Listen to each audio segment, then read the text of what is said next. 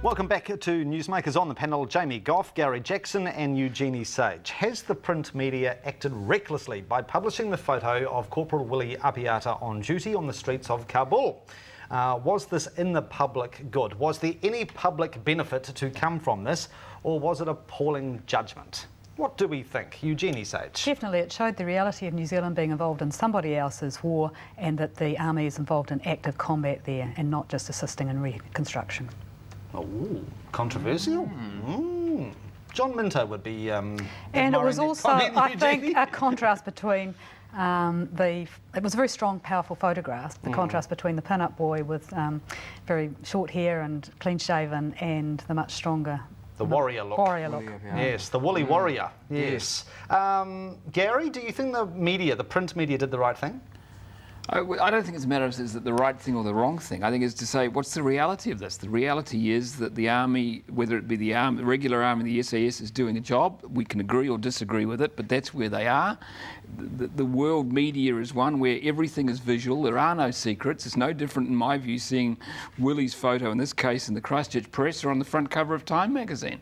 That's the way the world is. So I don't think there's a hiding place here by saying no photos in the media. Do you think, though, that the print media have done a Harry on Willie, whereby they've exposed him and arguably make him a heightened target of the Taliban? Well, he's in a war. But does it raise the stakes? I think it does. You know, it probably wasn't the best idea. In retrospect, what was done is done. You have to admit that guy's a beast, though, isn't he? You know, Chuck Norris would be running for the hills.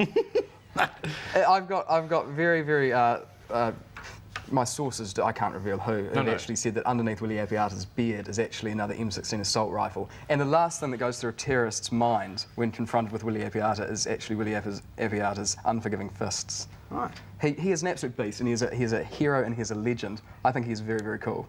So he is New Zealand's Rambo? I think I was going to say Chuck Norris, but actually... Chuck Norris is good, yeah. Chuck Norris and Rambo combined, I think both would be running for the hills. They would not stand a chance with Willie Apiata. No. This man is an animal. He's a hairier Terminator. Eugenie is appalled at this glorification of warfare. No, not glorification. I think it's bringing home the reality of New Zealand being involved in Afghanistan and troops being there fighting in someone else's war. What do you mean someone else's war? Well, there was a decision by the government to deploy the SAS under a lot of secrecy. That's brought that into the open. The media's publication of the photograph has also meant that the Prime Minister is now going to give us more information on what the SAS is doing there, which is good in itself. All right. We'll come to your plugs and pokes for the week. Who deserves the raspberry and the rah-rah? Jamie. Ooh, I would give my thumbs up. I actually give it to Rob Fyfe and Air New Zealand. They're continually being innovative, although, like I say, it is sort of repackaging something that already exists. But hey, you know, give them all credit. They've done very well. So Air New Zealand, good stuff. Thumbs down. Actually, they could diversify into stomach stapling, I think. Get Rob Fyfe, you call my people, we'll do lunch, he pays, that's fine. But stomach stapling, there you go, there's two problems solved. New Zealand could do that as well, save on the seats. The thumbs down I would give to Telecom XT Network, absolutely rubbish. And there's a prime example of two CEOs that have come on board at about the same time. True. One that has taken a product and really put it on the world stage. I couldn't see Telecom getting Telecommunications Company of the Year, like Air New Zealand's got Airline of the Year. I think that's a fair point. Garry. The raspberry goes to Telecom, exactly the same reasons as Jamie has said. My compliment goes to I heard on the Danny Watson show yesterday, two Christchurch policemen yesterday, I think it was, in the Christchurch South Police Station received their certificate or whatever it was, a celebration of 44 years continuous service. Fantastic. And I thought that was just, and one's only a constable, he hasn't promoted beyond that, 44 years of continuous police service to the community of Christchurch. I think that is just outstanding. Yeah, it's pretty cool. And it's below the radar line and it deserves to be recognised. Well said. Eugenie, I've got about 30 seconds. Raspberry to the German who tried to smuggle out 44 geckos and skinks and killed some of them in the process. Congratulations to Doc and Customs for catching him. This was his fourth visit.